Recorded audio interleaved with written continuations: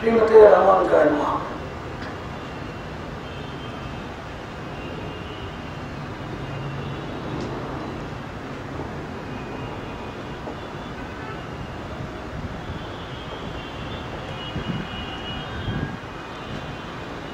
नित्यो नित्यानां चेतनश्चेतनानां एको बहूनां योगी दधाति कामान्.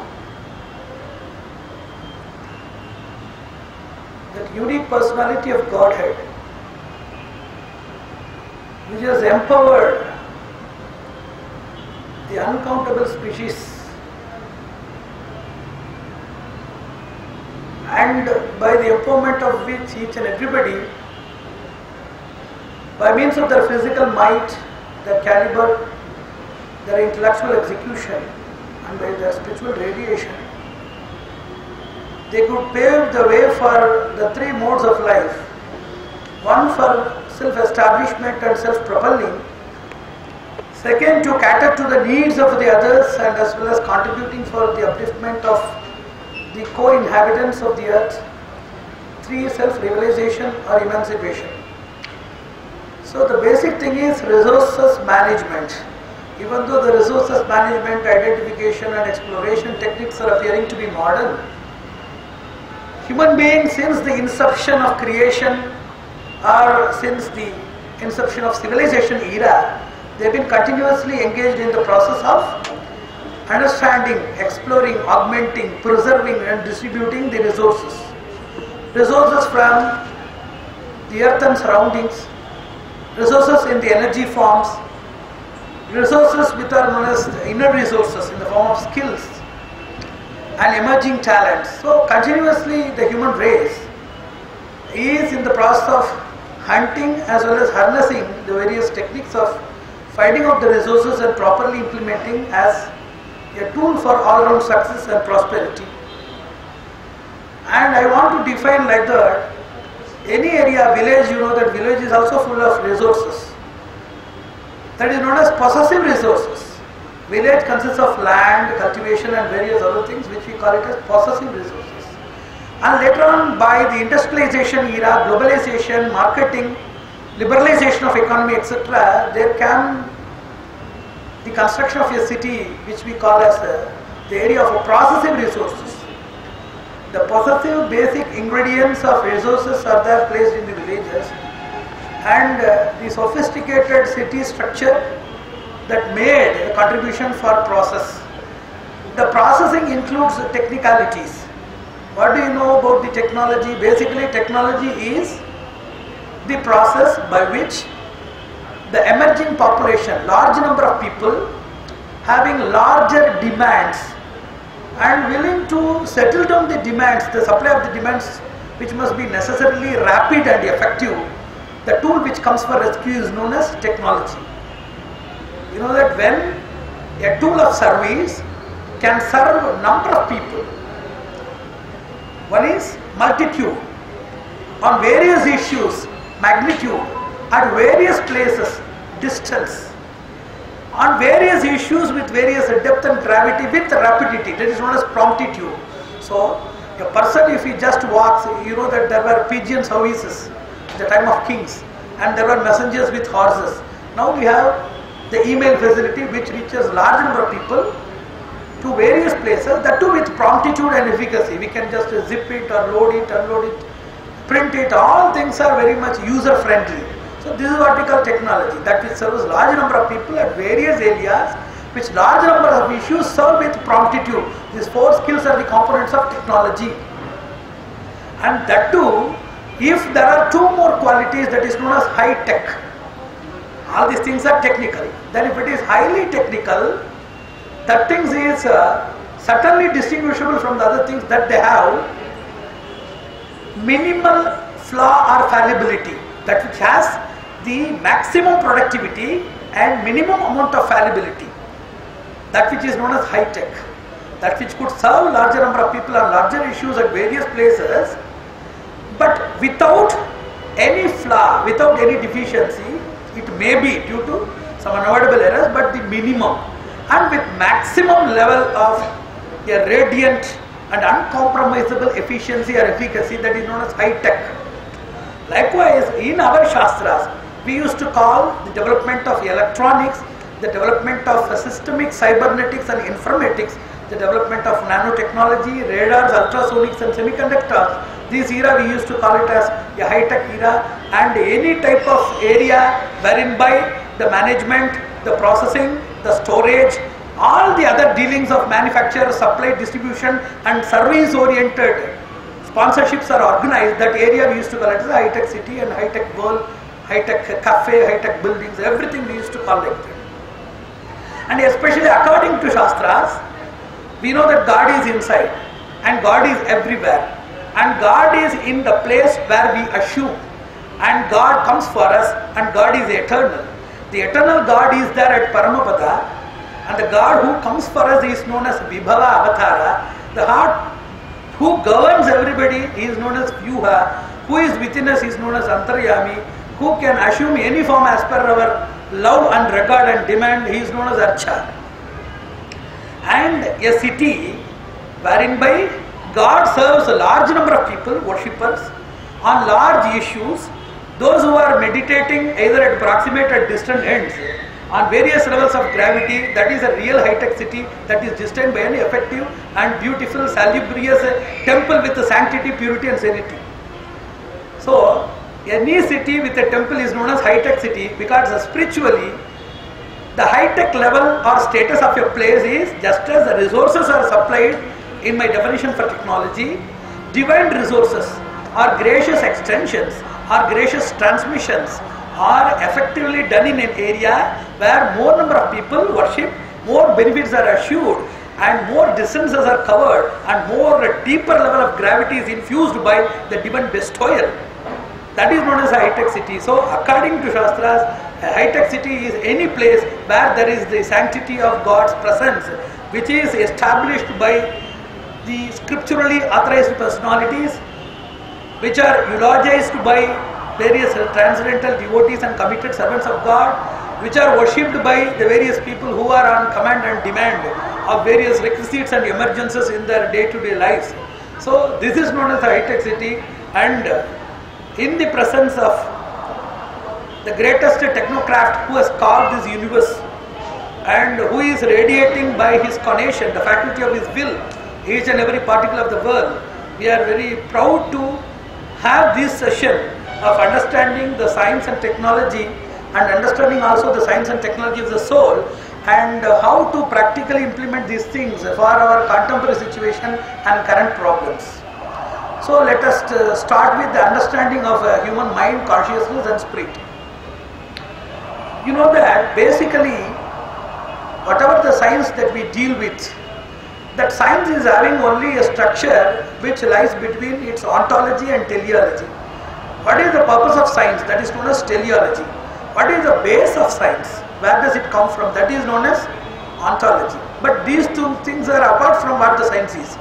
And to be more practical and to put it with clarity, science does not know its own science, and technology does not know its own implementation level, because those things are governed by human beings. Human beings are having various emotions, sensations and various other circumstantial reflections. So to understand the glory of science and technology, number one, to understand the real destination of science and technology, number two, to distribute it evenly with equality, equitability and equity within the society, number four, to make it productive and to prevent it from being destructive. These things lie not within the parameters of science and technology, but within the mind and spirit of human beings. Unless those things are not identified, properly nurtured, nourished with proper efficacy in which it can shield itself from the other murky reflections of getting into problems or putting others into problems. Unless these things are not properly tackled, any growth in science and technology will be of two reasons. It will give unorganized growth for a limited sector.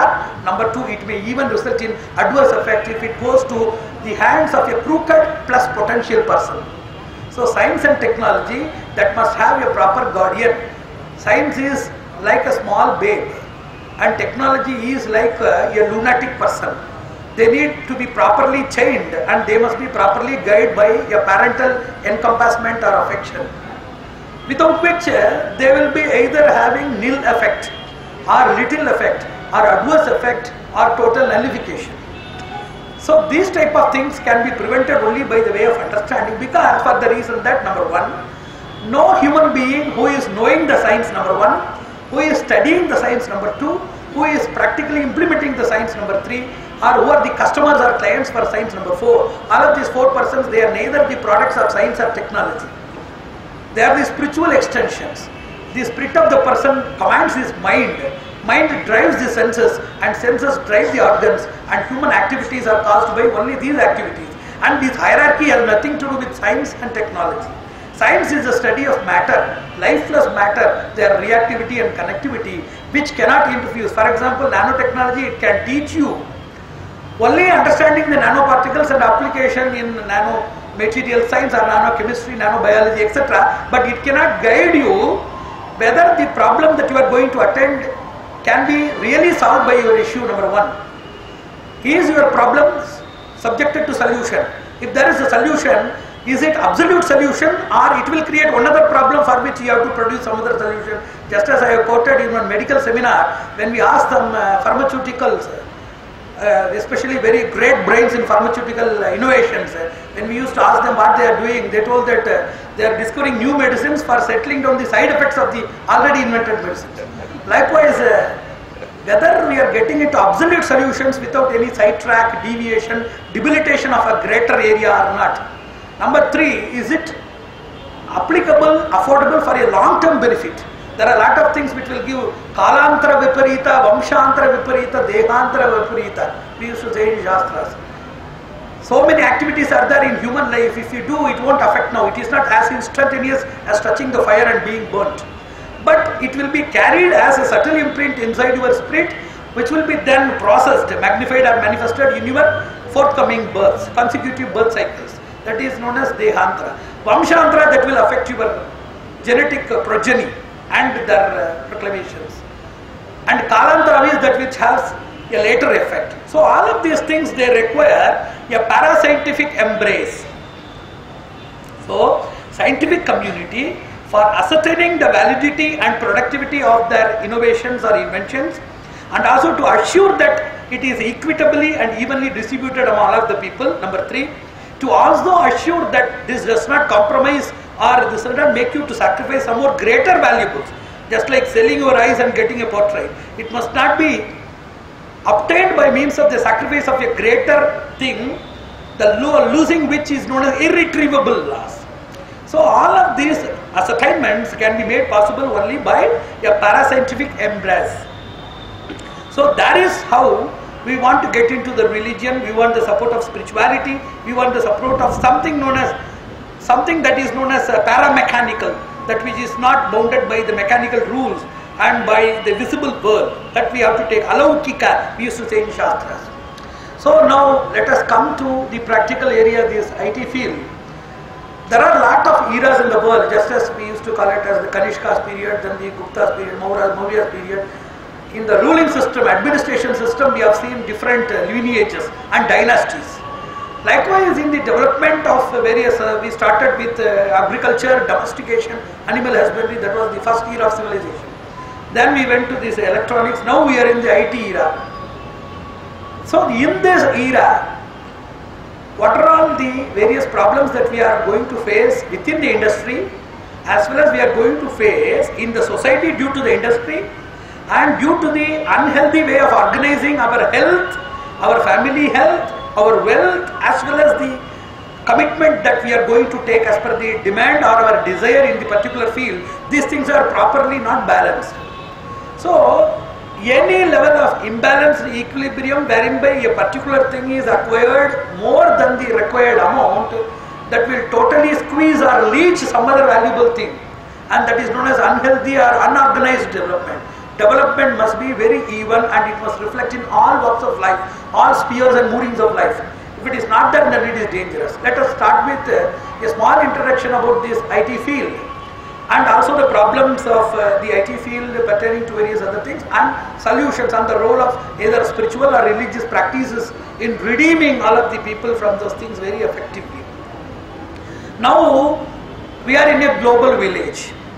There is known as a global market. Now any business that we are doing, that is a share between various other areas, and we are having two major influences. One is geopolitical, second is geo-economical.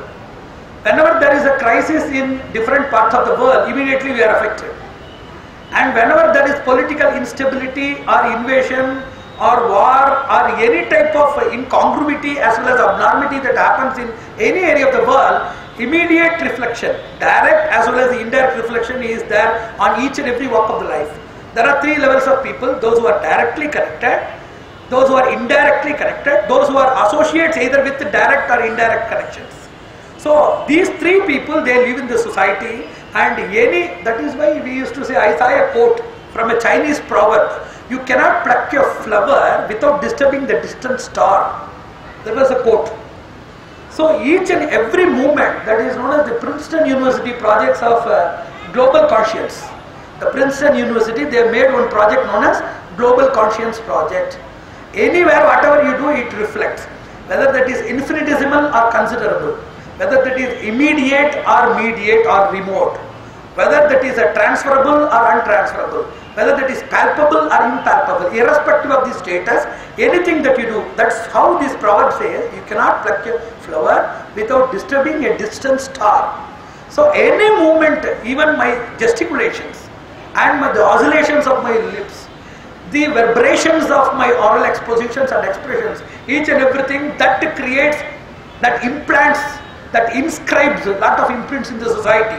It may be in the form of inculcation in your mind, it may be in the form of initiation in your spirit, it may be a form of permeation in the atmosphere, it may be an advice to somebody, suggestion to somebody, or time pass to somebody, it may be different. But certainly each and every movement that you do, that has an implant, that has a storage in the cosmos.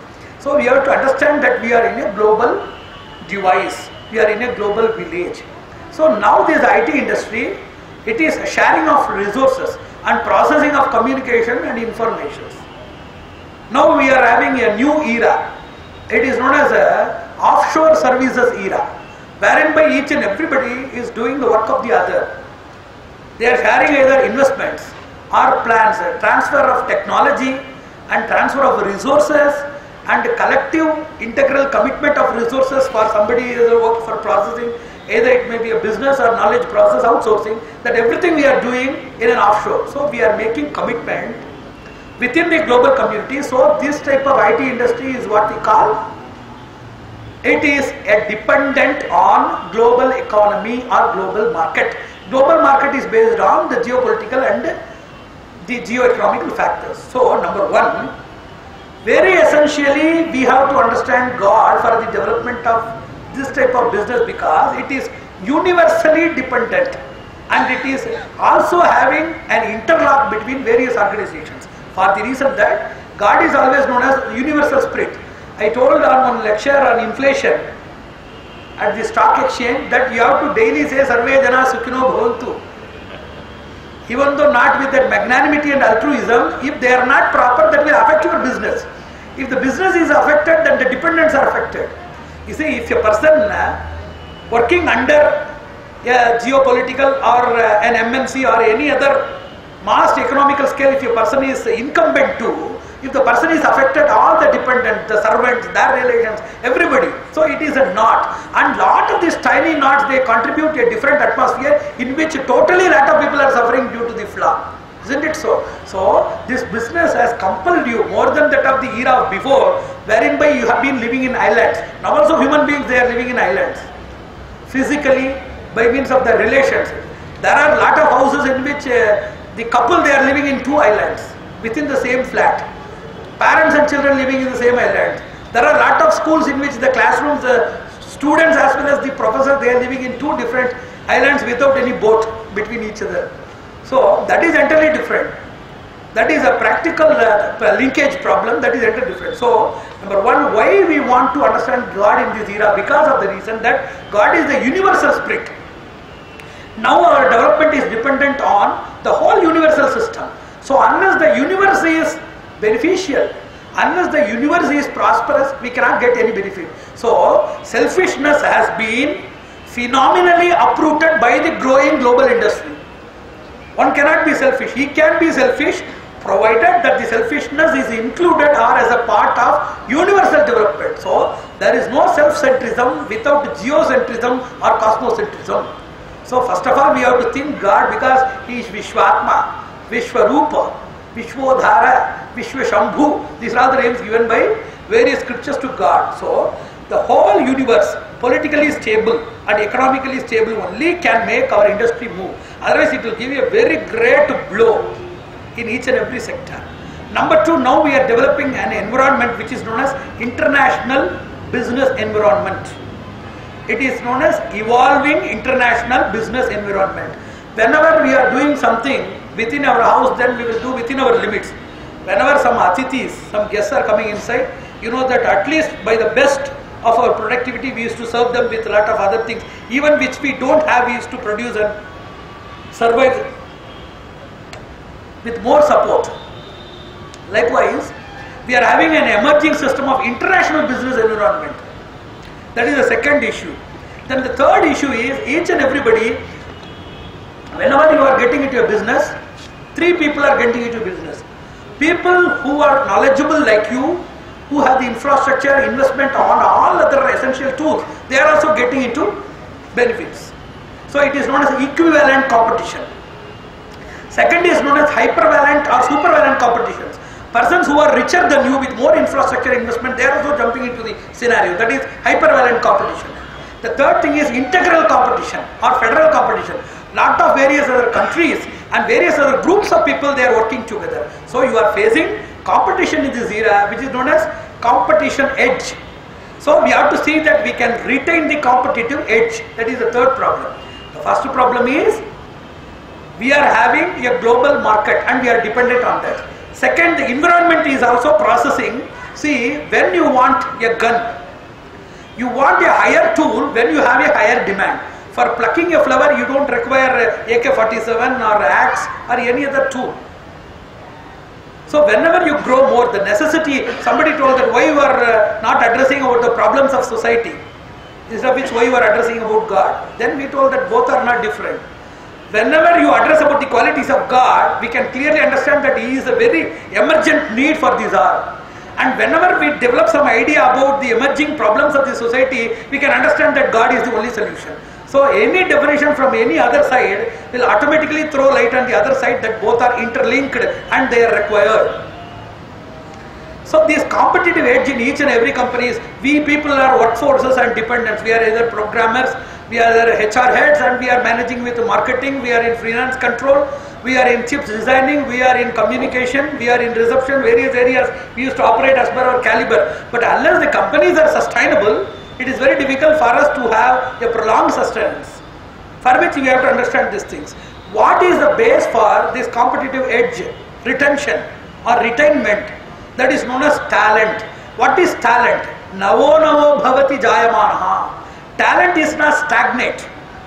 Talent is not unilateral. Talent is not something unconditional.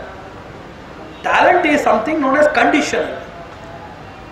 Talent will emerge only on the basis of requirements and demands. Talent must be tailored. It must have a self-propelling or self-emerging or self-developing mechanism which is inbuilt. We have to define talents as per the Shastras. We used to call it as a Pratibha and Medha. It must be new. What is known as talent? There are two types of talents. One is inimitable talent, that is known as unique talent, and second is imitable talent. Whenever you see somebody, you want to do like them. That is known as curiosity. That is the primitive or the primary instinct. You want to see somebody, then you see the person and you want to do the same thing which the person does. That is known as curiosity. Second thing, you want to, first you wanted to do the same thing which the person does. Then you are doing the same thing which he has done. That is known as creativity. And the third instinct is very wonderful, and it is no doubt it is a divine bestowal, wherein by you are creating something different, distinguishable, distinct and developed from that of the person's creativity. That is known as innovation. So willing to do something is known as curiosity. Doing the same thing is known as creativity. Doing a different, advanced, upgraded, sophisticated, hyper-structuralized thing is known as innovation. So all of these things are the components of talents. So define talents. Talent is an ever-growing skill inside the person which emerges as thought, expands as process, and ends as implementation in a device which never ends till the time is. So if you have, so a lot of people, they are having skills, they are not talents. Each and everybody's skill is very much limited, but talent is unlimited. The skill is stagnant, but the talent is not like that. If there is a circumstance which makes us to do this thing, then whenever the circumstance is modified by new invasions, technically invaded things, they appear inside the mind which urges you to do something more and different and effective. So this is really a divine blessing. It does not mean that we can ask a question. There are a lot of people doing research in the world. Most of the people may not be regular worshippers of God. And most of these people who are the inventors are from the Christian community as they are from the West. So there are three problems in this question. Most of the scientists are rationalists who don't believe in God.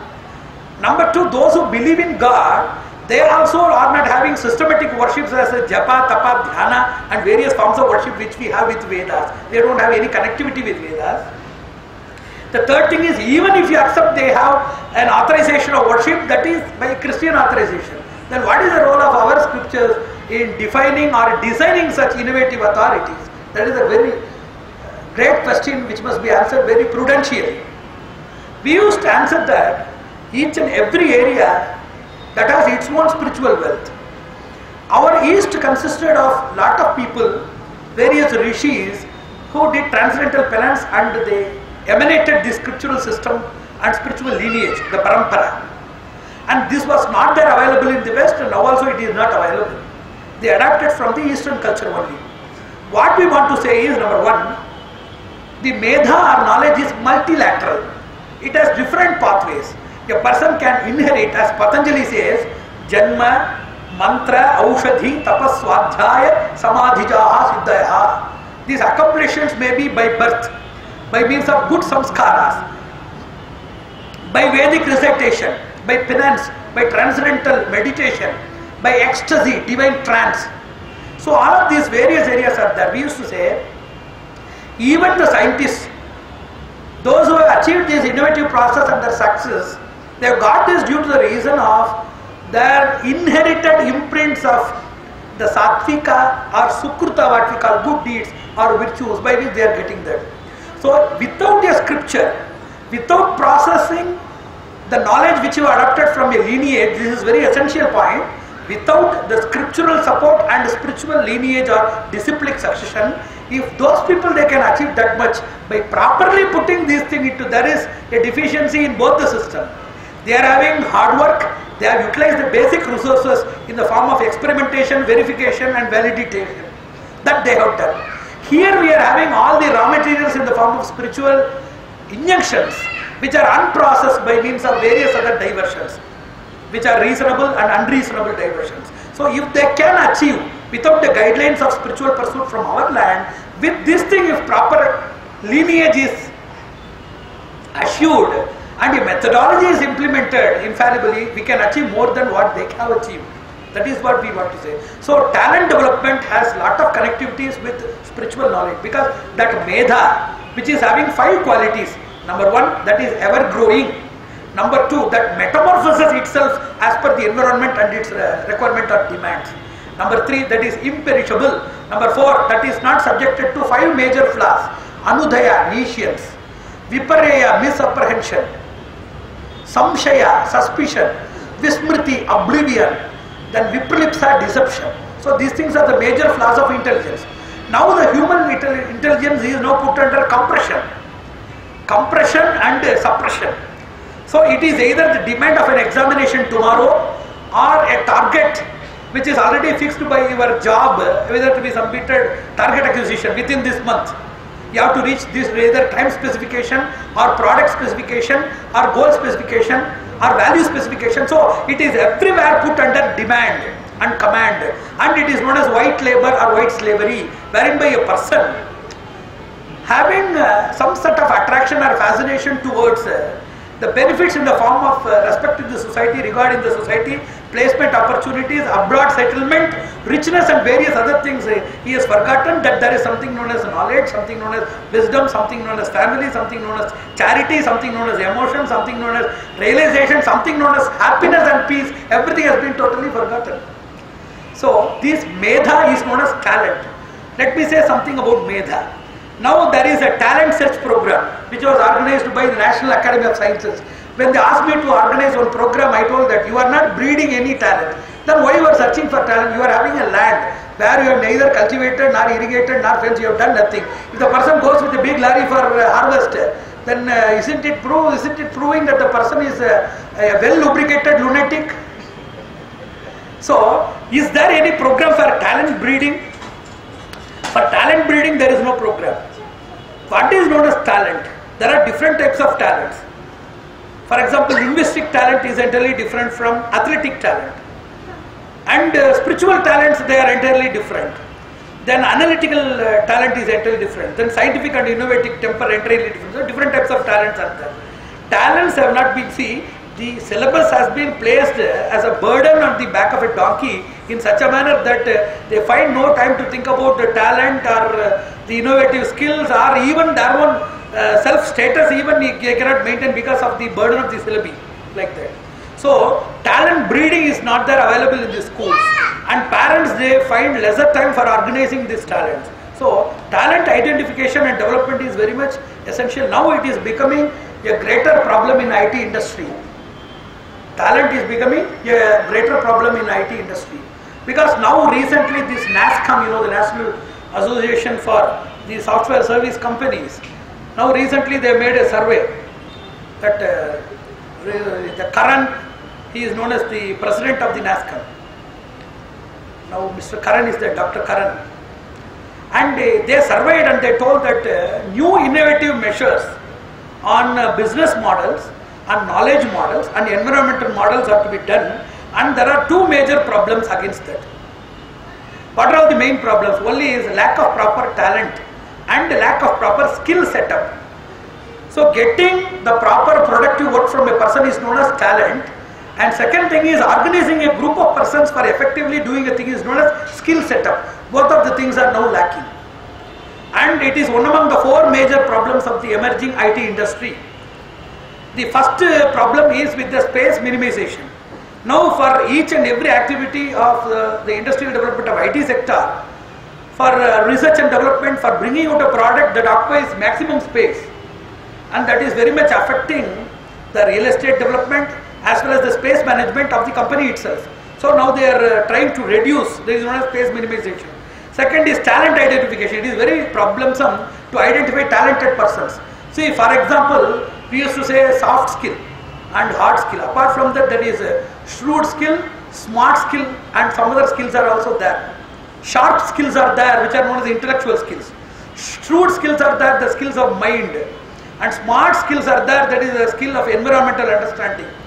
So all of these various skills are very much lacking. The people, they are just like a flock of sheep. They are giving some sort of target acquisition as per the demand. If you say something, they will do.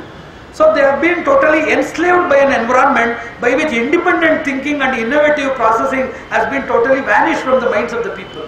The third thing is with the intellectual property rights demand, which is going on as a form of battle now. And the fourth thing is poor infrastructure in developing countries like India, for which they are going to develop these SEZ areas, wherein there is a lot of problems which he discussed on one conference also. So all of these major problems are there in the society, and any problem without understanding the fundamental, what is the role of a religion and all of these things, any problem without understanding the fundamental will not come to a successful or immediate solution. And any solution that you are taking for the time being, that interim solution is a compromise.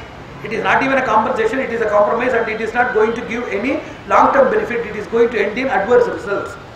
Then apart from these major four difficulties, now the IT sector, especially in HR development, we used to deal the human beings. According to Shastra, the human beings are told, they are classified into two major areas. One is scientific pursuit, second is spiritual pursuit. We in one seminar on science and religion, we told the basis of science is you don't know anything. The more you are having that intellectual urge, you are observing particles, you are observing their behaviors. First you are observing the structure, observing the behavior, then by experimentation and experience you are gaining knowledge. It is the fundamental step of science. What is the fundamental step of science about cognition and knowledge? You know nothing. Your intellect or your cognitive skill has an urge. That urge moves with the external objects. By observation of its nature, structure, behavior and impact, you are recording that as the form of a thesis, then you are making it as a tenet. This is science. But religion says, or spiritualism says, you know everything. This Atma is all-knowing, it is all-pervading by its intelligence, it is all-powerful, but it is curtained by a murky illusion. If the illusion is tampered, then the inner glory of your already felt or realized wisdom that will flower, that will blossom, so that you can gain or you can repatriate or re-involve yourself with the already known things. That is the primitive or the rudimentary step of understanding religion. So science says that you know everything, you are an embodiment of knowledge. This gives most impression and confidence. The impression about one's own self and confidence plays a major role in understanding more. If you are taught that you have to know all of these things, then immediately the impression is, I cannot know all of these things. These things are confusing. Those things are ambiguous and obscure. But science says that everything is new to you. And the spiritualism says everything is known to you and you are covered by murk, darkness. And that must be removed by means of a realization, which is an external stimulation by a preceptor or by a guidelines of spiritual practices or exercises. That is what we say. So science, whatever that denies, spiritualism, it accepts that you are all-knowing scientist. Each and everybody is an all-knower. They are having ubiquitous omniscience. They can know everything because they know already these things. So this talent development in spiritualism is very easy, because that says that anything that is to be processed is your innermost resources and its reflection on your inner resources, not outer resources and the reflection on your inner resources. Already you are having it the innermost resources. So these human resources is very much problemsome in IT industry, and spiritualism says that each and every human being is an asset to himself, his dependents, his society, the nation, the world and God. Each and every Purusha, each and every creation is having some sort of impact on self-utility. Then a small group of people, dependents, then the dependent society, then the nation as a whole, and he can contribute at least an infinitesimal fragment to the world and even to the God. So each and everybody is a valuable asset as per the Shastras. So in human resources now they are identifying 4 major problems, and we have developed 4 exercises by means of inner meditation for getting all those things overcome. First thing is identification and recruitment of people in HR as per the talent. That is a very bigger challenge now. And second, even if somebody is identified, performance is different from a person's talent. Performance is work in action, skill in action. Potential talent, that is kinetic talent, is known as skill, and potential talent is known as performance. So how the person performs in the given environment within the given project. So in the experimentation or in the examination, somebody doing something is entirely different from the same person's performance inside an environment where he is demanded to complete a work. So there is no task management. That is the second thing, where a person's performance is managed. Third thing, training and development. So there are 2 types of people. Those who are trained and those who are trainable. Yes, I can know things, that is known as capability. I cannot know, but I am having the zeal and dedication or commitment, so I can be trained. That is known as trainability. And the 4th thing is compensation management. These 4 things are very much essential in the HR industry. And within such a growing industry, see, the problem is, in spite of all of these defective factors, I am always saying about the defective factors. Now, defective factors of IT industry. But there are also the prosperous or the opulential dimensions of that. For example, in the year 1999 and 2000, it was just 2,84,000 people who are in the input outsourcing inside. And now it has been improved into 12,87,000, and indirect recruitment or services or indirect benefits are meant for 3 billion of people within these 5 years. And from 4.5% of GDP, now it has come to 8 to 10% of GDP. In the year 2020, in the year 2020, they are expecting at least 50 billion of exports only from these electronic sources, just from these engineering sources.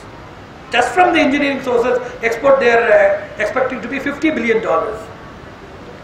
And apart from all of these things, we are very much astonished to know that now we are having at least 75 billion of revenue and 50 billion of export orientation in the IT industry.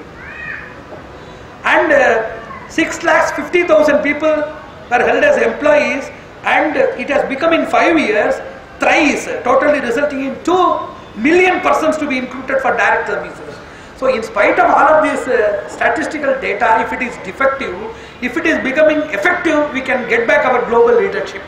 What we had in our cultural, heritage and spiritual areas, we can get it back in our innovative research also. So in spite of all of these defective areas, we are having that. And already Indian talent, you know that once when we addressed the reason for Indian talent, even though there is German innovation, it is known as Japanese diligence, it is known as Chinese patriotism.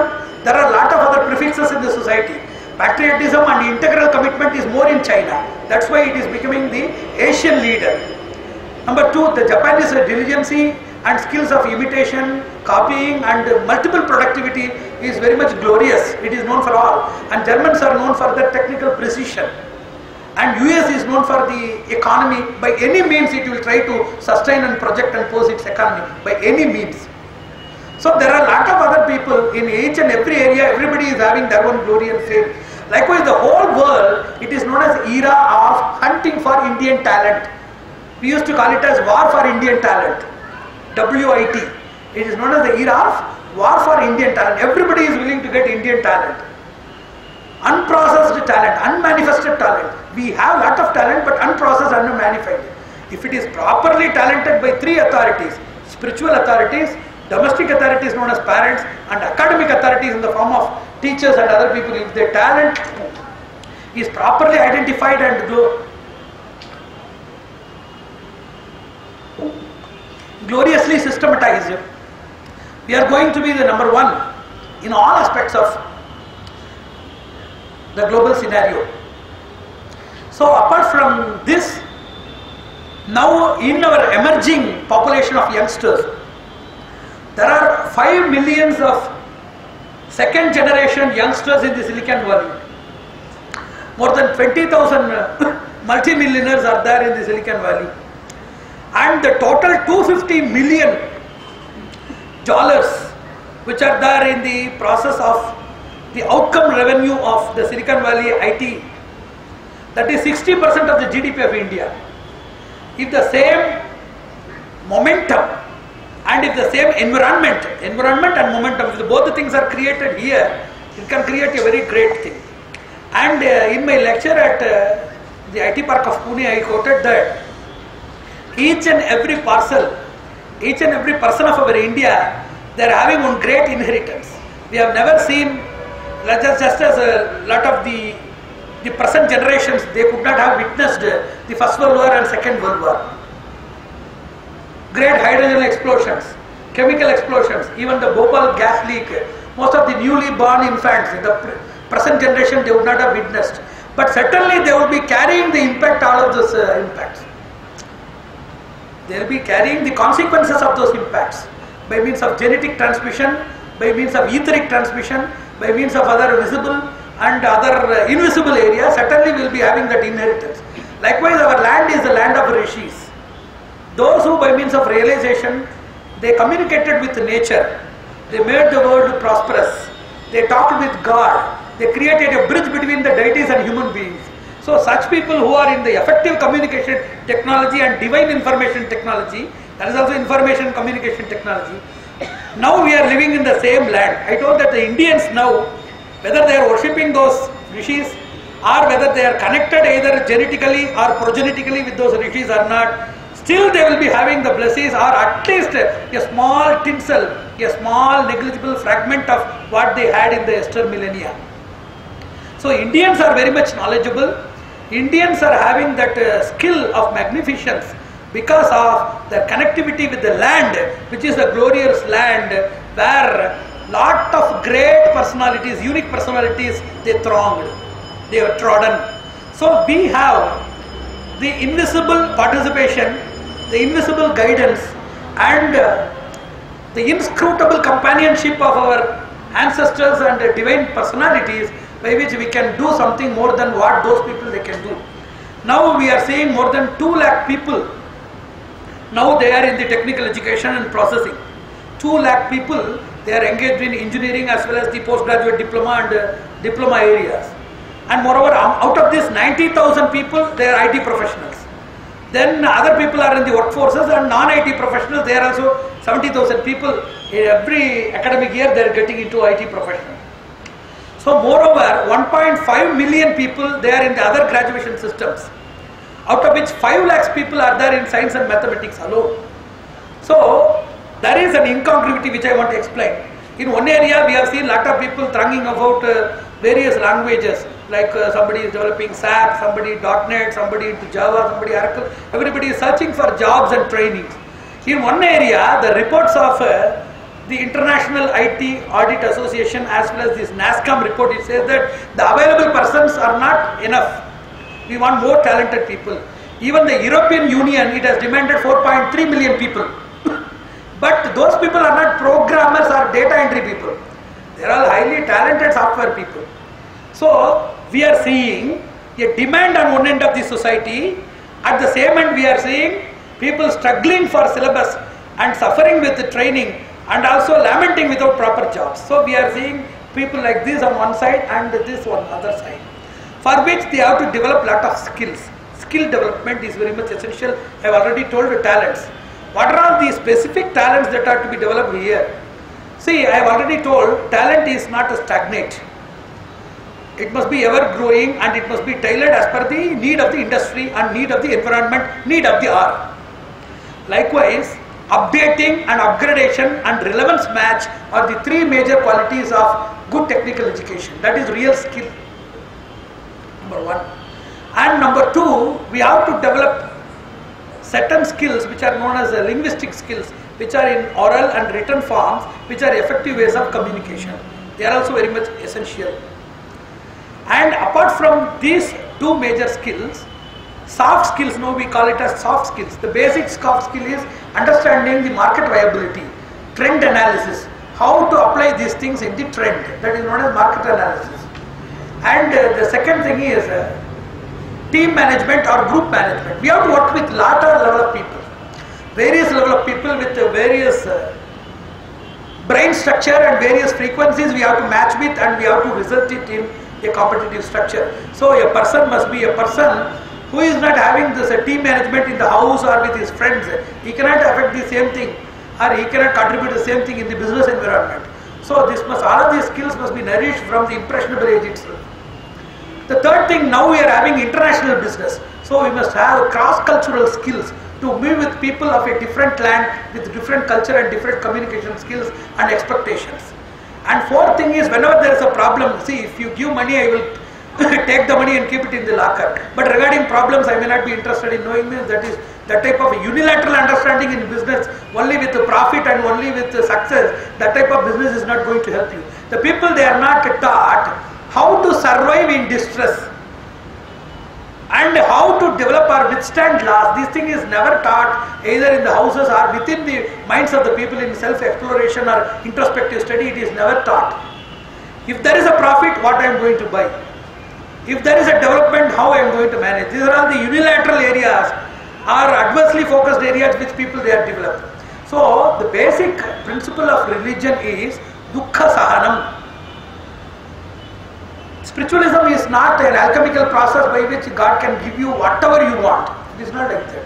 God makes you to repair the repairabilities, and He also gives you the mental sturdity to bear with the irreparabilities and to have a conducive atmosphere even at that time to proceed your life in the reasonable areas for a reasonable life with reasonable happiness. So spiritualism is not alchemy. Wherever, whatever you want, everything, if it is granted, then it is an unorganized universe. So 2 rules of spiritualism is, problems are unavoidable. There are repairable problems. The irreparable problems, you have to develop your sturdity so that you can face them. So this type of art is developed. Failure investigation, success investigation, sturdity, moral courage. These are all the outputs or benefits of spiritual realization. But accidentally those things are not taught. Only one side of a religion wherein by Ashta Aishwarya Siddhyartham, only all of those areas of spiritualism is taught, wherein by it says that you can get everything. So wherever God, He knows what you can manage and how much you can manage and when you can manage, all of these things are known to that person. So problem investigation or problem management is also one soft skill. That is also one soft skill in this IT industry. Apart from that, the trend management is there, how to manage the trend. Then there is a systems integration. These things are the various soft skills. Apart from that, each and every working atmosphere should give you environment, it must give you assignment, it must give you compensation, then it must give you boosting, it must give you motivation, it must integrate the process of your efficiency. Then it must also be in a globalized standard, it must develop leadership qualities, it must induce in you creativity. All of these things are of the IT industry. Now this is what we require and what we are in IT industry. Now we are going to conclude the session by saying something from spiritual quotations. First of all, you know that you have your own body and the body is no doubt flexible, but it needs some system of operation known as exercise or acclimatization or accustomation of bodily movements. Now the persons, they are not properly having the patience of sitting, listening, working, all of these things, they require patience. Before that we used to sit for 3 hours and 4 hours to listen Ramayana and Mahabharata, and hours together and days together they used to conduct Ramayana discourses, and the whole night dramas are celebrated in village festivals. Now nobody can just fold their legs and sit now. Especially if a person sits like that, once at least if a person can sit it for 15 to 20 minutes, he must be a yoga master or a yoga student. Only those people, they can sit in the proper pose. And even sitting itself is considered to be a very great or arduous asana. It has become a very Herculean asana. Sitting in the floor and sitting with folded hands, sitting in the that is floor for eating and various other purposes, that has become a Herculean asana, as if it is a Shavasana, Viparita Karani, Uddiyana, Nauli. It has become as risky as those asanas. And we have never been trained in sitting. And also on focusing. You cannot just continuously focus on some things. And the third thing, on operations. In search. For example, if you ask your son to search something and find it from a medley of various varieties, then immediately he will lose his patience. He will either refuse or he will throw it in the midway. So the human beings, because of lack of proper training in sitting, searching, focusing and operations, unless in some areas, unwanted areas, you see, if you sit in a productive area, just as I used to say, the lunatic person as well as a tailor, both of them, you know that what they do with clothes. But one thing will be very proper and systematic and the second thing will be improper. The lunatic, he will also tear the clothes. And the tailor is also doing the same thing. But that is systematic and that gives a proper shape. That cloth is torn into pieces because of his desire to give it as a compendium of the desired shape. And that is aimless. Likewise, if a person sits for an area or for such an idea, and in my lecture at the IT Park of Pune, I quoted that each and every parcel, each and every person of our India, they are having one great inheritance. We have never seen, just as a lot of the present generations, they could not have witnessed the First World War and Second World War. Great hydrogen explosions, chemical explosions, even the Bhopal gas leak. Most of the newly born infants, the present generation, they would not have witnessed. But certainly they would be carrying the impact, all of those impacts. They will be carrying the consequences of those impacts by means of genetic transmission, by means of etheric transmission, by means of other visible and other invisible areas. Certainly we will be having that inheritance. Likewise, our land is the land of rishis. Those who by means of realization, they communicated with nature. They made the world prosperous. They talked with God. They created a bridge between the deities and human beings. So So such people who are in the effective communication technology and divine information technology, that is also information communication technology. Now we are living in the same land. I told that the Indians now, whether they are worshipping those rishis or whether they are connected either genetically or progenetically with those rishis or not, still they will be having the blessings, or at least a small tinsel, a small negligible fragment of what they had in the yester millennia. So Indians are very much knowledgeable. Indians are having that skill of magnificence because of their connectivity with the land, which is a glorious land where lot of great personalities, unique personalities, they thronged, they were trodden. So we have the invisible participation, the invisible guidance, and the inscrutable companionship of our ancestors and divine personalities, by which we can do something more than what those people they can do. Now we are seeing more than 2 lakh people. Now they are in the technical education and processing. 2 lakh people, they are engaged in engineering as well as the postgraduate diploma and diploma areas. And moreover, out of this 90,000 people, they are IT professionals. Then other people are in the workforces and non-IT professionals. They are also 70,000 people. Every academic year they are getting into IT profession.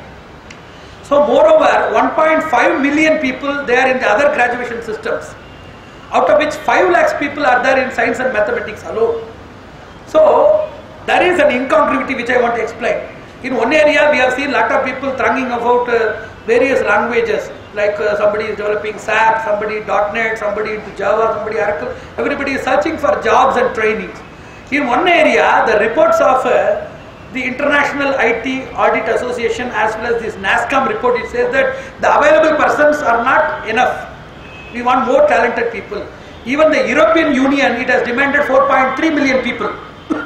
But those people are not programmers or data entry people. They are all highly talented software people.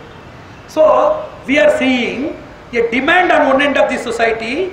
At the same end we are seeing people struggling for syllabus and suffering with the training and also lamenting without proper jobs. So we are seeing people like this on one side and this on other side, for which they have to develop lot of skills. Skill development is very much essential. I have already told the talents.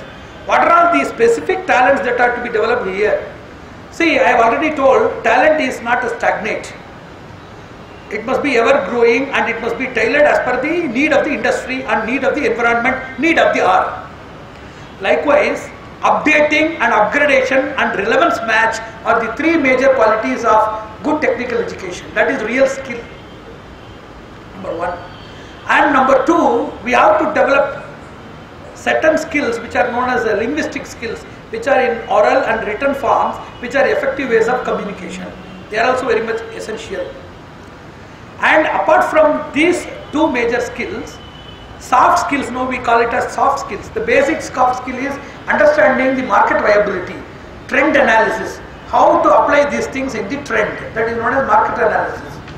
And the second thing is team management or group management. We have to work with lot of level of people, various level of people with various brain structure and various frequencies we have to match with, and we have to result it in a competitive structure. So a person must be a person who is not having this team management in the house or with his friends. He cannot affect the same thing, or he cannot contribute the same thing in the business environment. So this must, all of these skills must be nourished from the impressionable age itself. The third thing, now we are having international business. So we must have cross-cultural skills to move with people of a different land with different culture and different communication skills and expectations. And fourth thing is, whenever there is a problem, see, if you give money, I will take the money and keep it in the locker. But regarding problems, I may not be interested in knowing this. That is that type of unilateral understanding in business, only with the profit and only with the success. That type of business is not going to help you. The people, they are not taught how to survive in distress and how to develop or withstand loss. This thing is never taught either in the houses or within the minds of the people in self-exploration or introspective study. It is never taught. If there is a profit, what I am going to buy? If there is a development, how I am going to manage? These are all the unilateral areas or adversely focused areas which people they are developed. So the basic principle of religion is dukkha sahanam. Spiritualism is not an alchemical process by which God can give you whatever you want. It is not like that. God makes you to repair the repairabilities, and He also gives you the mental sturdity to bear with the irreparabilities and to have a conducive atmosphere even at that time to proceed your life in the reasonable areas for a reasonable life with reasonable happiness. So spiritualism is not alchemy. Wherever, whatever you want, everything, if it is granted, then it is an unorganized universe. So, two rules of spiritualism is, problems are unavoidable. There are repairable problems. The irreparable problems, you have to develop your sturdity so that you can face them. So this type of art is developed. Failure investigation, success investigation, sturdity, moral courage. These are all the outputs or benefits of spiritual realization. But accidentally those things are not taught. Only one side of a religion, wherein by Ashta Aishwarya Siddhyartham, only all of those areas of spiritualism is taught, wherein by it says that you can get everything. So wherever God, He knows what you can manage and how much you can manage and when you can manage, all of these things are known to that person. So problem investigation or problem management is also one soft skill. That is also one soft skill in this IT industry. Apart from that, the trend management is there, how to manage the trend. Then there is a systems integration. These things are the various soft skills.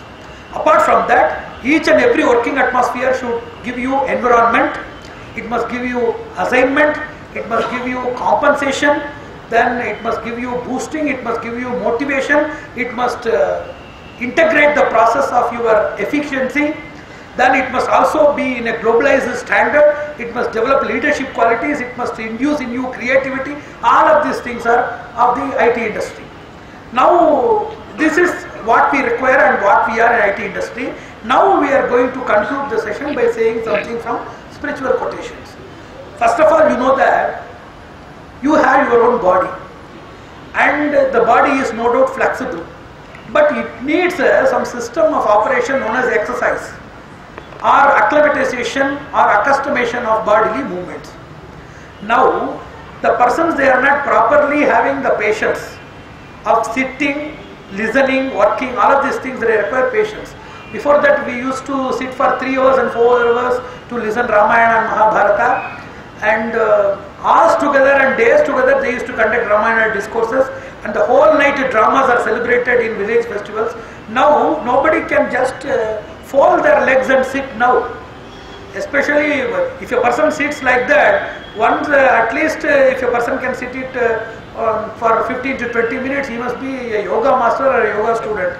Only those people, they can sit in the proper pose. And even sitting itself is considered to be a very great or arduous asana.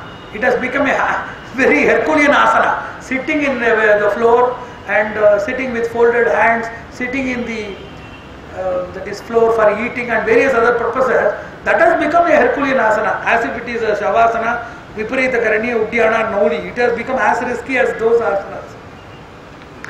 And we have never been trained in sitting, and also on focusing. You cannot just continuously focus on some things. And the third thing, on operations. In search, for example, if you ask your son to search something and find it from a medley of various varieties, then immediately he will lose his patience. He will either refuse or he will throw it in the midway. So the human beings, because of lack of proper training in sitting, searching, focusing and operations, unless in some areas, unwanted areas, you see, if you sit in a productive area, just as I used to say, the lunatic person as well as a tailor, both of them, you know that what they do with clothes. But one thing will be very proper and systematic, and the second thing will be improper. The lunatic, he will also tear the clothes, and the tailor is also doing the same thing. But that is systematic and that gives a proper shape. That the cloth is torn into pieces because of his desire to give it as a compendium of the desired shape, and that is aimless. Likewise, if a person sits for an area or for such an idea, Shraddha food, you have to give food for the that is for the person, as well as you have to give money for the person, for he has come here to take the food. So in energetic areas, if you go and observe, for your attention and your dedication, you will be supplied with energy. Wherever you have some reasonless desire, if you attribute your same mind and attention, your energy will be squeezed.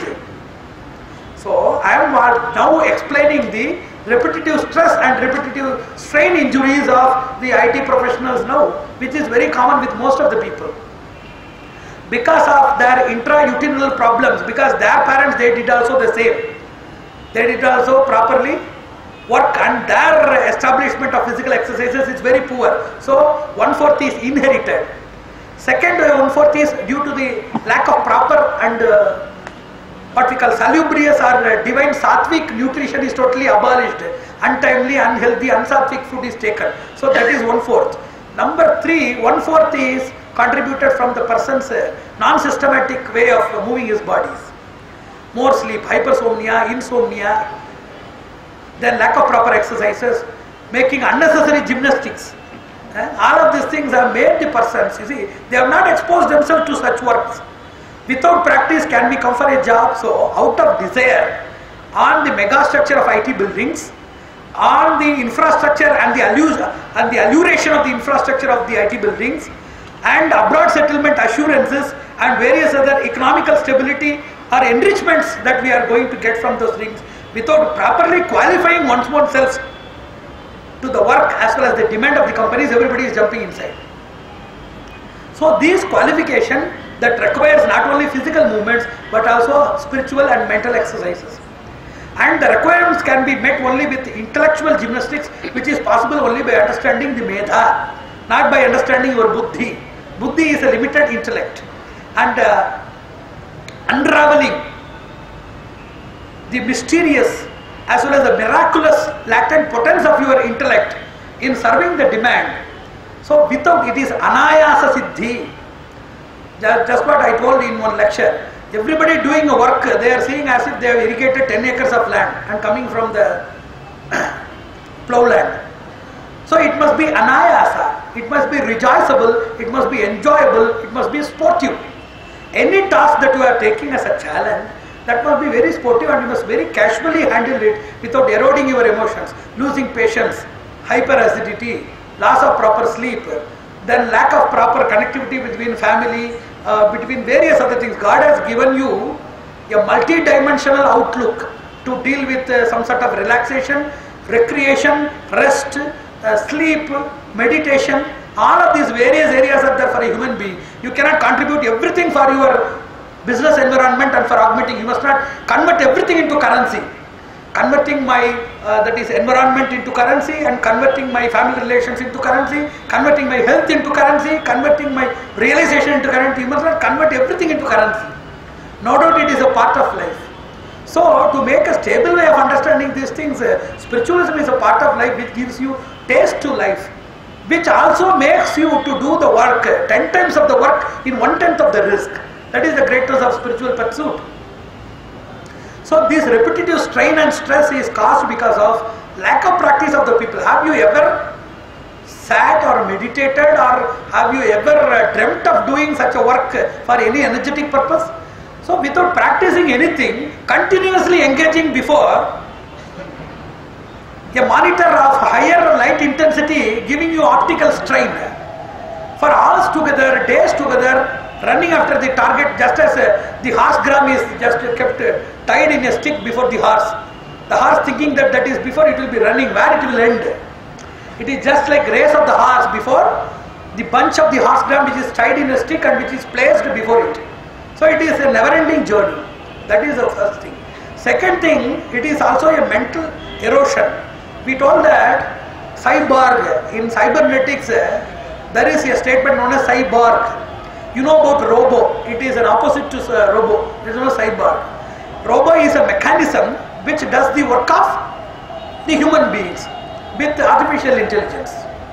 And cyborg is a human being mostly engaged in the process of doing the work of the machine with a natural intelligence. That is not a cyborg. All the human beings after 2 generations, there will be cyborg, and their speech. You must have seen a lot of movies like Bicentennial Man, Robocop, various other movies you must have seen. So if you see your grandson or somebody, their movements, They are turning their faces, they are answering, everything will be very systematic like robots. They will become cyborgs. There is a reasonable time area which is meant for work. There must be three things. Number one, if you want more work, you employ more people, number one. For making more effective work, give it in more fragments, piecemeal way. Number three, if you have more work, you invent new machineries with human-machine interface so that it can be very easily accomplished. So, making a same person to work for more hours, loading on more target, and person is very happy. Then I told the same thing in that Satyam computer lecture also, I told the same thing. If somebody gives you 2 lakh rupees, they are getting 5 lakh rupees benefit out of you, and they are squeezing the irretrievable wealth of 10 lakhs worth which is in the form of subtle resources inside you. They are not going to shower money just as God is showering out of the bounty. It is not a bounteous, gracious shower. So, each and everybody is overtime, then full night, shift, all of these things are very pernicious to one's own health. And what these people they are going to achieve, and there is no proper health management at all. And who is going to enjoy this wealth and how they are going to enjoy the wealth? All of these things are there. So mind, it requires dhyana.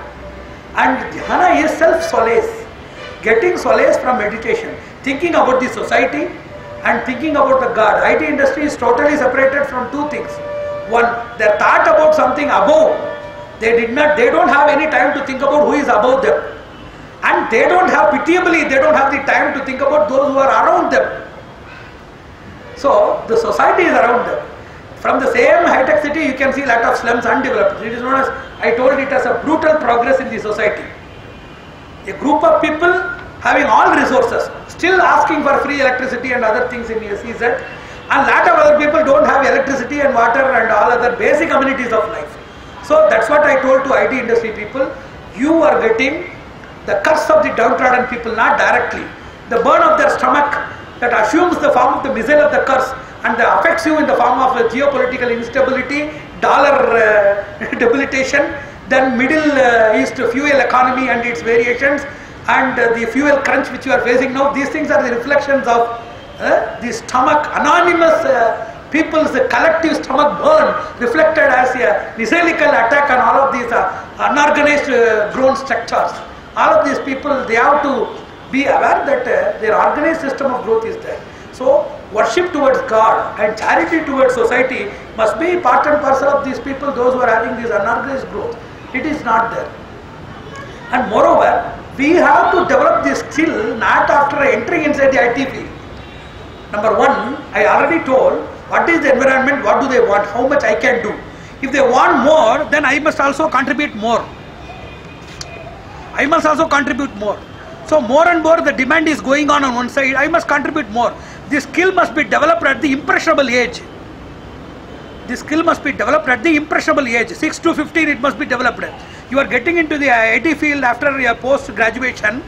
You say at the age of 23 or 24 you are going there. There, by a compulsion, a coercive way of developing your skills that totally makes you to get a neural loss. That will result in lot of diseases. And according to Shastras, which are not easily believable unless experienced, those who are very much occupied with machines without having human instincts and their expositions, they will be born as subtle imprints inside the machines in the extra births. In the forthcoming births, they will be born as grinders, mixies, refrigerators, microwave ovens, CPUs and all of other forms. There will be nothing but they are subtle intrusions of those people, those who live a mechanized way of life. So we conducted a program known as demechanization. Each and everybody more having communication with machines. Each and everybody with a machine, they speak more than what they speak with their parents or with the children or with their wife. Closely they are associated more with the machines and with the targets and with the chips and data. For those people, certainly they will be mechanized in their consecutive births. So for avoiding these things, at least I don't want anybody to go out of this emerging industry which is going to prove the global leadership of our country. But a reasonable way of limiting one's own work, not being much avaricious, as if they are going to get something from the Alibaba cave, everything what they wanted to have at a single time strike, they wanted to possess everything and they want to that is augment all of these resources, that is totally unhealthy. So this medha, there are three things which I want to say, which is the contribution of spiritual industry. One is the medha. Second thing is thairya, sturdity. Third thing is shanti. So IT industry wants these things. And even all people, any developing people, anybody in any profession, either in their domestic life or in their academic life or in their any other professional life or political life, in all walks of life, they want these three things. One is known as medha. What is medha? I have already explained, still I want to say, it starts with attention. You might have desire. Mere desire and demand, without having the proper design for it, it will not come for rescue. You must have the design for doing that. Then you must have desire also for that, and you must have demand from the outside also. So this type of designing yourself to the need is known as medha. It is this skill by which a person has attention, assimilation, retention, collection, reproduction in the form of either operation with machines as well as communication with persons. So either it is a man-machine dealing or man-man dealing. In man-man dealing there are three dealings: ordinate-subordinate dealing, ordinate-coordinate dealing, ordinate-superordinate dealing. How to deal with your superiors, how to deal with your coordinates, how to deal with your subordinates, how to maintain salubrious relations within them. All of these things need not be taught by lesson by lesson. By developing that medha, you can get that. Second thing is known as thairya. By getting physical sturdity. Whenever you are making yourself flexible to your atmosphere for work, you must have that physical sturdity. Without which anything you are doing, you are getting cervical spondylitis, nephritis, uritis. Then all of the other various joints, the whole skeletal-muscular system, starting from your thumb as well as the fingertips which you operate on, at least 30% of the people will be having it now. So all of these unorganized ways of execution of some activities or some dimensional flexibilities where you are not trained or accustomed to your body, that gives you problems. And shanti, that is a product of science, technology or anything else. We want peace. And peace is not that peace in silence, peace is not inertia, peace is not in graveyard. That peace is not peace. Peace is nothing but fulfillment. Fulfillment. Persons doing work. Persons doing work. Persons marching towards success. Persons who are having the robustic nature even in failure. Those persons are peaceful. Those persons are peaceful who are ever engaged in work. Qualified work. Number two, those who are marching always towards progress. And those who stand still in their failures, those people are peaceful. Let me say some few exercises from spiritualism. To develop medha, according to Shastra, they say that first is known as ahara. Medha is developed only by sattva guna. And sattva guna is a product, collective product of the ingredients of our food. Ahara shuddhau, sattva shuddhihi. Sattva shuddhau, dhruva smritihi. Smritirambhe sarva granthinam vipramoksha. This is the Veda. So, always I used to say it in all lectures on education that canned food, stale food, processed food, spicy food, oily food, all of these foods, they are having tamas inhibited. And they totally erode at least 15 to 20% of your efficacy. A person getting 60 marks with all of these things would have got 80 marks if he avoids all of these things. Because these type of irritants, they are known as irritants. They irritate your throat and also the assimilant organs. Then they take a lengthier process. A prolonged process for assimilation, which makes you to feel a numbness, a status of inertia, which will refuse to go through the books or to keep it in your memory. It will either prevent you from going through the text or to return and recollect the programs from the text for an experimentation. So these type of foods, especially with the non-vegetarian and other prohibited foods, even the admitted foods, if they are stale, spicy and various other the processing I have already told, those type of foods they contribute 25% of the hindrance to the factors of medha, developing medha. And second thing is, to develop medha, there are mantras. It is known as Shruti Swadhyaya Upasana, then Nadopasana is there, then Mantropasana is there, then Vidhipurvaka Prasharana is there, innumerable practices are there. But most of the people in the modern society, for them the most simplified way which is practical to them is Omkara, that is either through Pranava, or we can say the simple word Medhasi, Medha, Medha, Swaha. And we can even say Medhasi, Medha, Medha, Namaha. Medha, Medha, Namaha. Oh God, you are the form of that blemishless wisdom. You are the form of the plenary wisdom. You are the perennial shower of flawless wisdom. You are the immaculate personification of the divine wisdom. So let me be graciously showered. Let me be benefited by your shower of wisdom. So this is the essence of the mantras. So each and everybody, to make 12 working hours fruitful, they can spend half an hour daily. And daily half an hour of proper dhyana of medha, the concept of medha and attribution of that medha as a divine bestowal that will make the person to think about more things. And sleep, ahara, nidra, these three things are very essential. Ahara, nidra, dhyana. So if a person, while sleeping, the person gets rejuvenated according to Shastras. So more processing and uncompelled way of learning and getting innovative thoughts are processed only by that area. So persons who are thinking that the whole night study is contributing much to the examinations, that is very much wrong.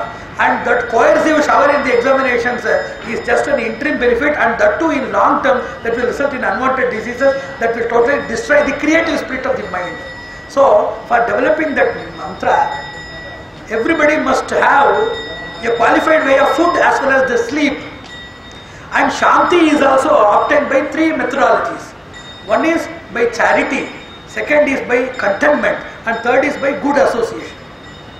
And all of these things are not in the IT sector. See, a lot of people now, this Ambani, they are going to purchase one big area, 10,000 acre.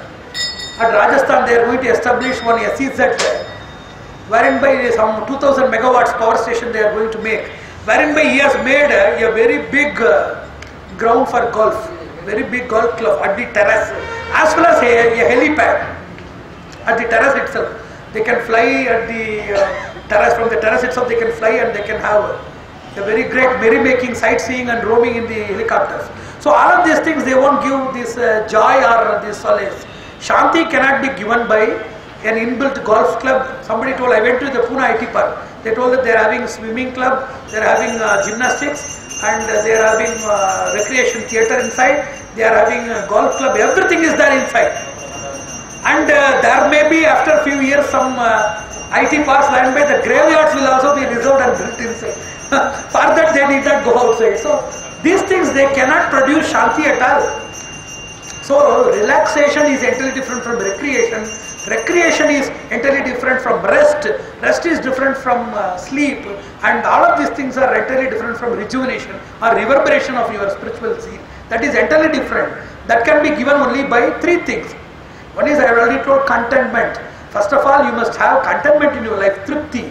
More you are going avaricious. See, a person interested in self-development, self-progress, for example, to lead a reasonable life with a flat, with a car, with some savings, and making something true for the younger generation also. Reasonably, it may require 1 or 2 crores, and you cannot just go for daily wages. It is not like so. But contentment is entirely different, and there is a ratio, or there is a margin, there is a subtle diameter which distinguishes you from aiming or gaining or extraction by exploitation. There are two areas. One area you are gaining, you are earning things. The second thing is you are exploiting either the resources of others or you are exhausting your resources and getting those things, which is totally useless. So there must be a reasonable margin between accomplishment of your salary or your financial standards as well as exploitation and exhaustion of your and others' resources.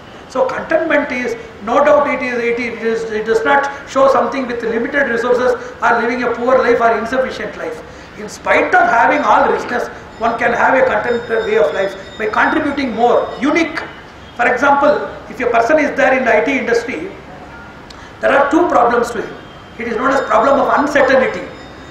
After a few years, each and every company at the time of their development, they will have reduction, employment reduction. At the time of their underdevelopment, they will do employment reduction.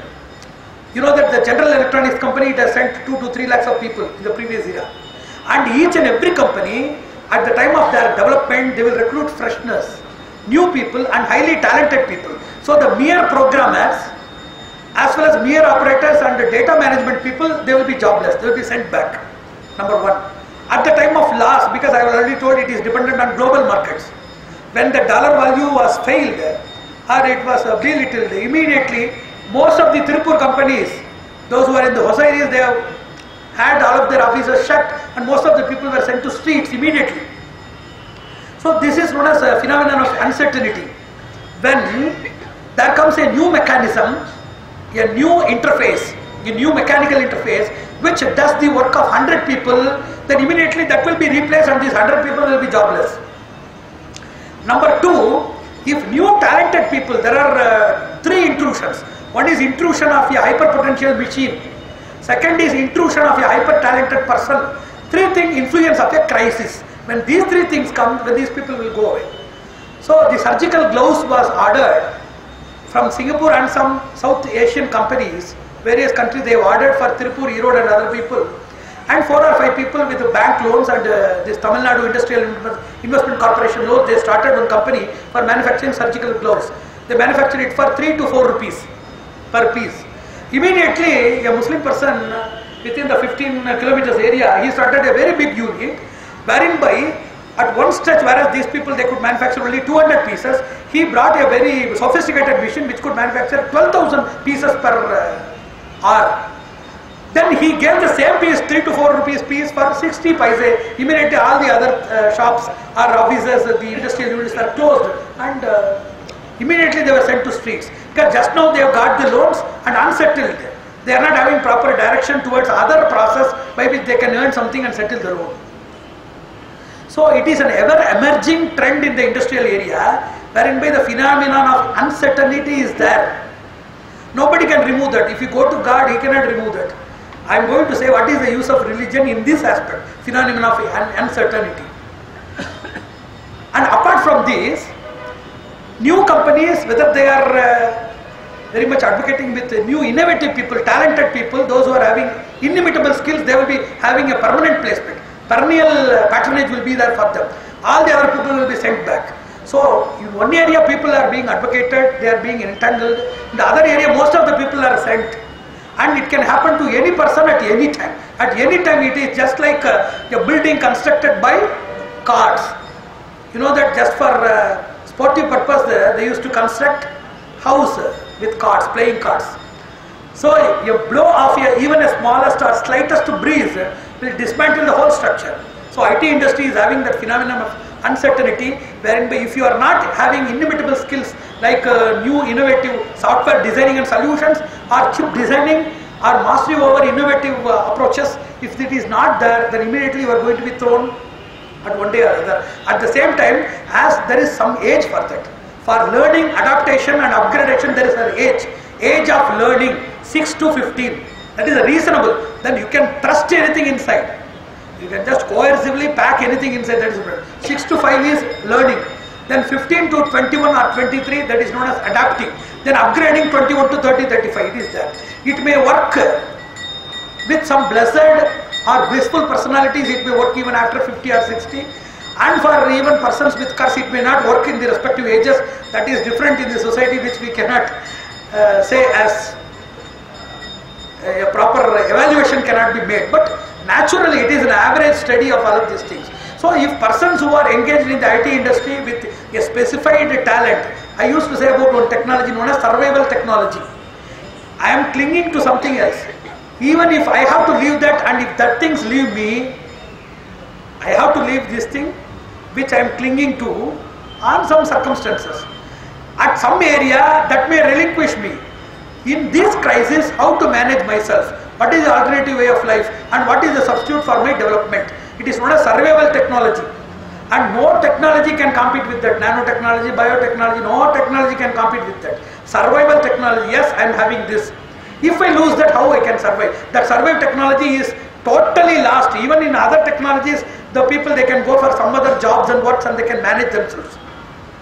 In IT industry, there is no proper survival technology at all. If they are thrown out, Vijay Bhatkar was discussing the same thing at ET Lab in one lecture.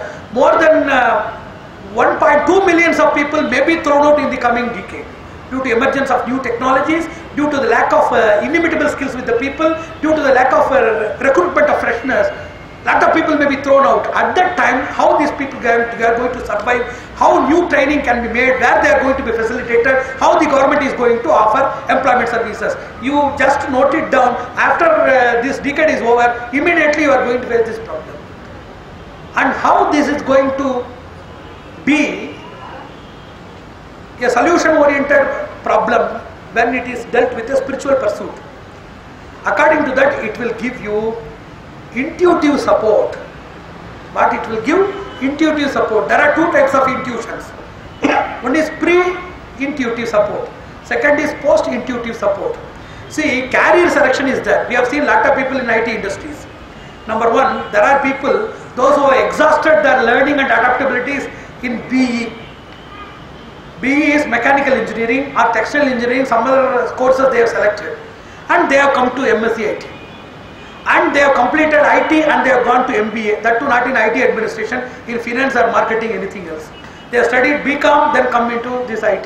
There are a lot of people, those who have completed MBBS, then they have taken this MSc IT, or they have taken this MBA, IT administration, MBA marketing, etc. So, this improper way of selection, there is a lot of difference between the pre-graduate strand, graduate strand and post-graduate strand. They are very much confused. What happened is, most of their power for adaptability and creativity is exhausted. Money, energy, risk, expectation of the parents, everything is totally burnt, extinguished in a particular graduation. Then a new thing as per the imitation of the trend. Everybody is selecting IT, let me select IT. Everybody is selecting, everybody is going there, and a lot of emerging high-tech cities are there. So, if a person has proper spiritual direction, each and everybody is having their own intuitive strand. That intuitive support that makes a person to select something for which he is qualified, or number two, for which he is desirous, for which he can be qualified. So either making a person qualified for his desire or stitch his desire as per his destined qualification, that is the contribution of a divine blessing or intuitive standard. And apart from which, even if you select something, see, but that is known as multi-dexterity or multi-versatility. Knowing different things is known as multi-versatility. Doing different things is known as multi-dexterity. This intuitive level of a person who has developed the Meda, even at the time of loss of a business, even at the time of total extinguishment of a trade or a system or trend in the society, he can emerge in the society without being afflicted by the loss or the fading of a particular trend in the society. So, it is a proper exercise. See, you have learned these languages of communication, even though it is known as software, it is the hardest ware in the world. But the name it has been given as software, but it is not soft at all. Because the struggle that we take, but if we finish one language, immediately the next version, even before you finish the language, the next version will come. And some languages will become immediately obsolete and specific. Like each and everybody, even now in the syllabus, they are having this Pascal, COBOL, Base 3, Lotus 1, 2, 3. Everybody, they first mastered all of these things. Even now the BCA syllabus of the government that remains unaltered, like Paramatma, who is never changeable. The syllabus of the government institutions, they are also never changeable as the Bhagwan. He is immutable and he is evergreen and fresh. Likewise, it is also not afflicted by any development in the society. Still now they are learning the languages. So, languages are continuously upgraded and languages are becoming obsolete. Trend is becoming obsolete. One day you are not required for the society. One day you cannot meet the demands of the companies or your delegates. All of those things, we must develop some sort of intuitive realization which needs a workshop for initiation and regular practice daily. So it is not just like a quiz competition or Kaun Banega Crorepati. It is not just like a time passing or a recreative system. It is a recreative system. It requires two things. Number one is a workshop. It requires a workshop in which spiritual exercises, mental exercises, intellectual exercises for understanding the intuitive response for your career selection. Number one, understanding the intuitive response for your career molding and trend setup at the time of your employment. Number two. Number three, how to develop an never-ending system of updating our talents as per the requirements of the environment. Number 3, how to develop our commitment and how to make our accomplishment without losing our physical health, mental health and intellectual sturdity, and also finally how to develop peace and prosperity within the family and around the society. All of these things are possible only by a workshop, and to practice the same thing in life. It is a daily practice. Just as you change your clothes, you brush your teeth and take bath, it is also a process of rejuvenation of your impulses and imprints by means of a spiritual process. No doubt it is an introduction, but certainly according to Shastras, proper understand, we used to say that each and every device, it has a manual of operation. Even you see, if you buy a torchlight, they will be giving a manual on how to use that and how to put the battery and how to come for service and what is the guarantee, where to throw if it is not useful. All of these things will be printed in the manual, even for a very negligible device. Likewise, temple is also a mega device. It is a device of mercy of God. The God who is implanted here, installed by means of a divine process, he is the embodiment of inexhaustible mercy, power and concern. So he is having concern towards us. He is always merciful. He is having concern because we are all his children. He is merciful because we are sinful. As we are sinful, mere concern is useless there. We need mercy. So we need somebody who has concern towards us, and he has that. And as we are sinful, we are doing mistakes and we are trying to hide the mistakes by doing more mistakes. So we need the mercy of God, and he is merciful. And more than that, to eradicate all of our miseries and to instill all virtues inside that, nobility inside that, it requires high tech or high level of potence. And God is the embodiment of all of these three: mercy, concern and potence. And no doubt we need a manual how to utilize these services. Mere presence is enough, or parikramana, or archana, or just by offering some sort of some samarpana in the hundi. How much we can do that? We are entering inside the temple, that is known as pravesha. We are seeing the God, that is known as darshana. And we are doing the obeisances, that is known as pranama. And we are doing the parikrama, that is the pradakshina, circumambulation. And we are offering something, that is known as offering or sacrifice. We are doing rituals, archana, everything. But more than that, there must be a process of a silent communication between God.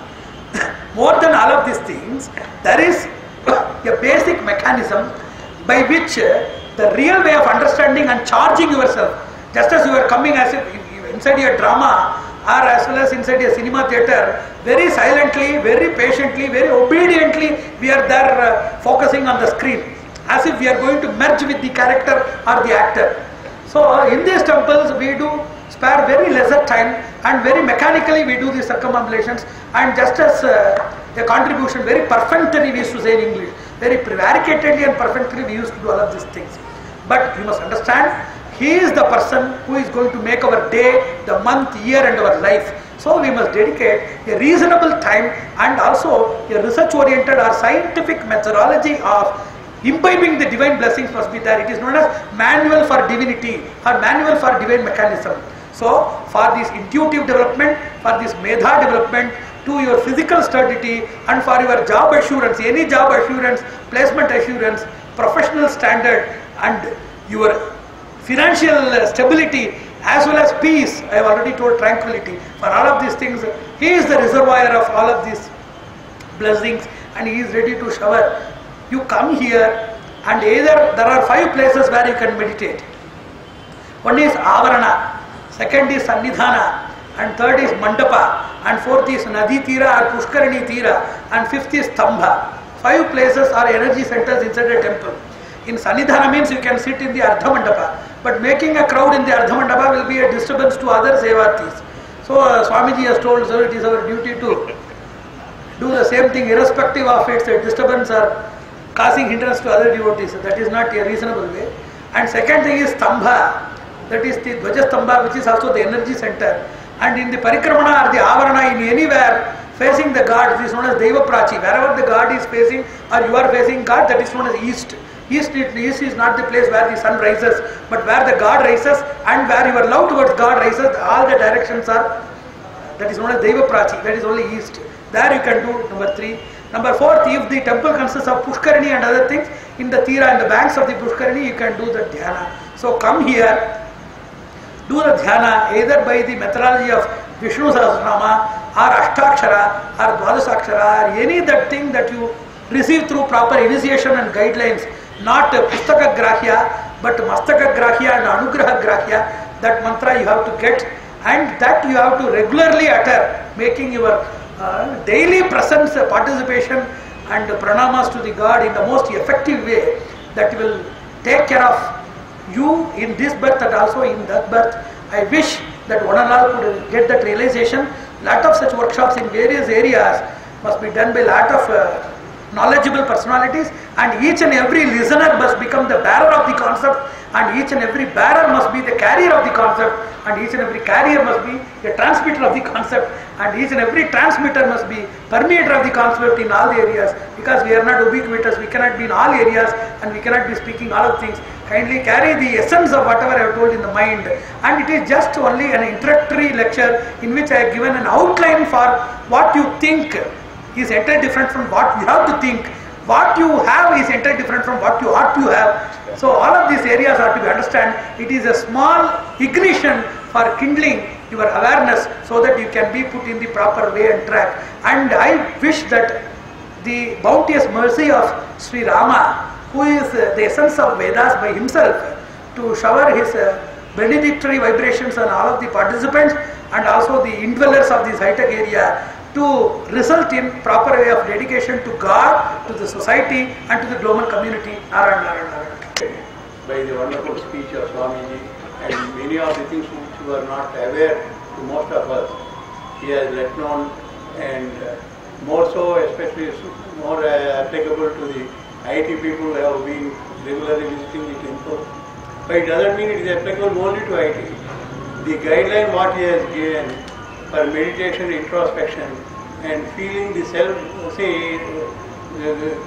giving away the selfish feeling and working for the society is a basic requirement for everybody to adopt in our day-to-day life. It is not that we have stress only on working environment. Even the domestic this thing or many of the people will be feeling the stress. I am sure by following the simple method Swamiji has advocated, all of us will be benefited. And I take this opportunity on behalf of our Kanchi Kamakoti Peetham Charitable Trust, which has organized this one, and our Board of Trustees and all of you. I thank Swamiji for being kind enough to accept our invitation at a very short notice and spending such a quite a reasonable time among us and guiding us and giving his blessing. Thank you. So now we will have Harati Tirtha Prasada. Please come to the